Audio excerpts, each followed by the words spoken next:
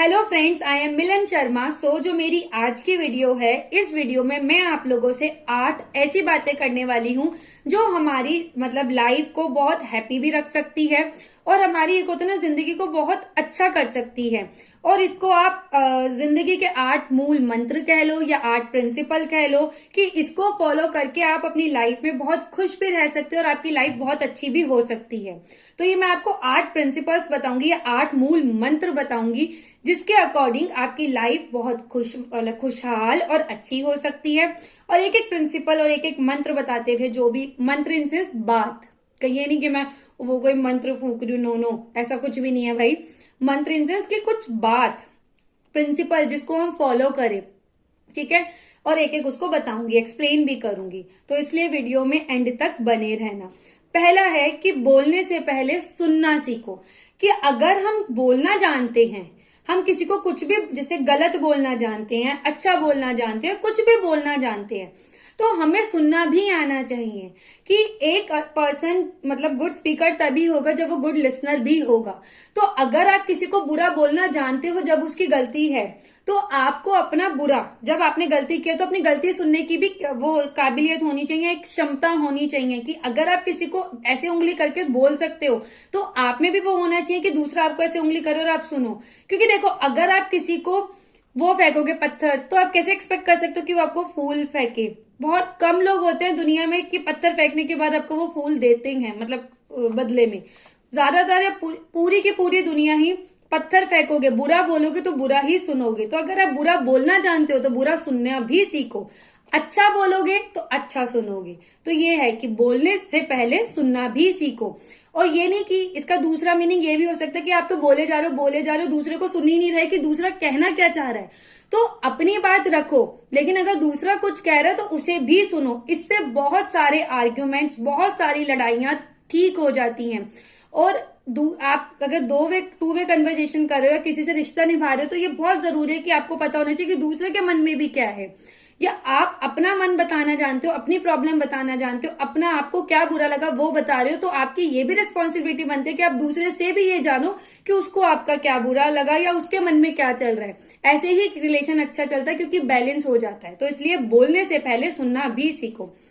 दूसरा है, लिखने से पहले समझना सीखो। कि कोई भी चीज आप लिख रहे हो, फॉर एग्जाम्पल मैसेज लिख रहे हो, तो मैसेज लिखने से पहले आपको पता होना चाहिए कि आप उस मैसेज में क्या लिख रहे हो। इतनी समझ आप में होनी चाहिए। ये नहीं आप कुछ भी लिख दो। तो लिखने से पहले समझो। या वैसे भी कुछ भी लिख रहे हो, ABCD कुछ भी लिख के किसी को एक्सप्रेस कर रहे हो, या एग्जाम में भी कुछ लिख रहे हो, तो वो आप में समझ होनी चाहिए। जैसे हम एग्जाम देने जाते हैं तो क्वेश्चन का आंसर वही तो लिखते हैं जो उससे रिलेट होता है। तो सेम, अगर कुछ लिख के किसी को अपनी फीलिंग्स बता रहे हो या कुछ कह रहे हो, तो उसको पहले देख लो, समझ लो कि वो ठीक है या नहीं है। ये है दूसरा। अब तीसरा है कि अगर पूजा करते हो तो विश्वास करना सीखो। पूजा करते हो, देखो पूजा का मतलब क्या है। पूजा करना कि किसी भी भगवान की पूजा करना है, किसी की भी पूजा करना।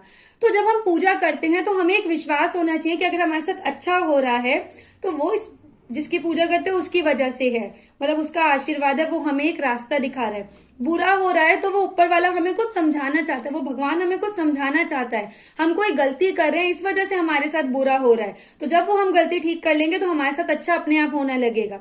लेकिन ये कहना बहुत गलत होता है कि जब हमारे साथ बुरा होता है तब तो हम उस भगवान को ब्लेम करते हैं कि बुरा हो रहा है, भगवान कुछ होता नहीं है, हम तो मानते ही नहीं। ऐसा नहीं होता। अच्छा होता है तो भगवान है जी, लेकिन बुरा होता है तो भगवान क्यों नहीं है। आप एक बात बताओ, एग्जाम्पल देती हूँ कि मम्मी पापा होते हैं हमारे, या कोई और होता है, हम उनसे वो हमारे पास होते हैं या जिससे हम प्यार करते हैं वो पास होता है, तो हमें एक विश्वास होता है ना कि हमारे साथ कुछ गलत नहीं होगा।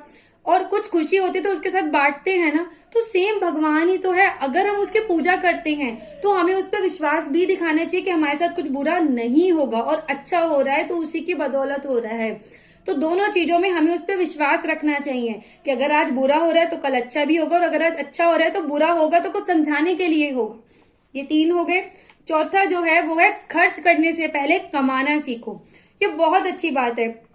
कुछ लोग होते हैं कि सिर्फ खर्च करना जानते हैं लेकिन कमाना नहीं जानते, और वो आज की जनरेशन ही है कि वो खर्च करना तो जानती है अपने मम्मी पापा के पैसे, लेकिन वो तब उनको वो वैल्यू नहीं पता होती ना कि वो एक एक पैसा कैसे उनके पेरेंट्स कमाते हैं, या वट एवर कोई भी कमा रहा है। तो ये जो यंग जनरेशन है इनको समझ ही नहीं आता, इनको सिर्फ अपनी मतलब चीजें पूरी करनी होती है। फिर और भी बहुत लोग होते हैं जो कमाते नहीं है लेकिन खर्च करवा लो। वो बड़े लोग भी हो सकते हैं, छोटे बच्चे भी हो सकते हैं, टीनेजर भी हो सकते हैं, कोई भी हो सकता है। तो अगर आप देखो, जो कमाता होगा ना उसको एक एक पैसे की वैल्यू पता होगी। तो जब वो खर्च करेगा ना तो उसे पता होगा कि मैंने 10 रुपए कैसे कमाए थे, तो वो उसी अकॉर्डिंग 10 रुपए खर्च भी करेगा। क्योंकि जिसको जिस चीज की वैल्यू होगी वो उसको खर्च भी उसी वैल्यू के हिसाब से करेगा। तो अगर खर्च करना जानते हो तो उससे पहले कमाना भी सीखो, तभी आप पैसों की वैल्यू समझ पाओगे। दूसरे के पैसे को खर्च करने का क्या मतलब, अपने पैसे खर्च करो, तभी तो पैसे की कीमत समझ आती है। तो इसलिए हमें इतना सेल्फ सफिशिएंट होना चाहिए कि हम अगर खर्च कर रहे हैं, कमाते हैं, तो ही खर्च करें। और अगर अभी हम नहीं है इतने सेल्फ सफिशिएंट, किसी और के पैसों को आप खर्च कर रहे हो, तो पता हो कि दूसरा भी कैसे मेहनत से कमा रहा है। ये नहीं कि उसके पैसों को पानी की तरह बहा दो। कीमत रखना सीखो, वैल्यू करना सीखो पैसों की। अब 4 मैंने आपको समझा दिए। 5वां है, हार मानने से पहले फिर से विश्वास करना सीखो। कभी कभी ऐसा होता है हम लाइफ में बहुत बार हार मान जाते हैं, हमारे कोई काम नहीं हो रहे होते, तो हार मानो मत। हार मानने से पहले सोचो नहीं यार मैं फिर से एक बार कोशिश करके देखता हूं। तो एक बार मतलब हार मान रहे हो, हार मानने से ही पहले एक बार सोचो नहीं मैं फिर से एक बार कोशिश करूंगा, क्योंकि कोशिश हमेशा आपको रिजल्ट देती ही देती है। ऐसा हो सकता है कि बहुत बार कोशिश की और नहीं दे रही, लेकिन ऐसा नहीं हो सकता कि कोशिश कभी रिजल्ट ना दे। एक पॉइंट ऑफ टाइम पे आके कोशिश रिजल्ट देगी। अगर आपकी कोशिश है आपको रिजल्ट नहीं दे रही, एफर्ट्स आपको सक्सेस नहीं दे रहे, इट मीन्स आपके एफर्ट्स में कहीं ना कहीं कोई कमी रह गई है। जिस दिन वो एफर्ट्स पूरे ढंग से हो जाएंगे आपको सक्सेस मिल जाएगी।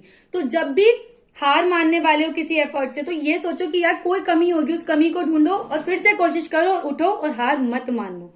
उसके बाद 6 है, रिश्ते बनाने से पहले निभाना सीखो। ये बहुत अच्छी बात है कि रिश्ते तभी बनाओ जब आप उनको निभा सको। अगर आप उस रिश्तों को निभाना ना जानते हो ना, सिर्फ उस रिश्ते को टेकन फॉर ग्रांटेड या यूज करने के लिए या अपने मतलब के लिए बना रहे हो, तो वो रिश्ता मत बनाओ। रिश्ता तभी बनाओ जब रिश्ता निभा सको, क्योंकि ये ताली दोनों हाथों से बजती है। अगर गलती करने के लिए दोनों हाथों से ताली बज रही है, तो रिश्ता निभाने के लिए भी दोनों हाथों से रिश्ता निभाया जाता है।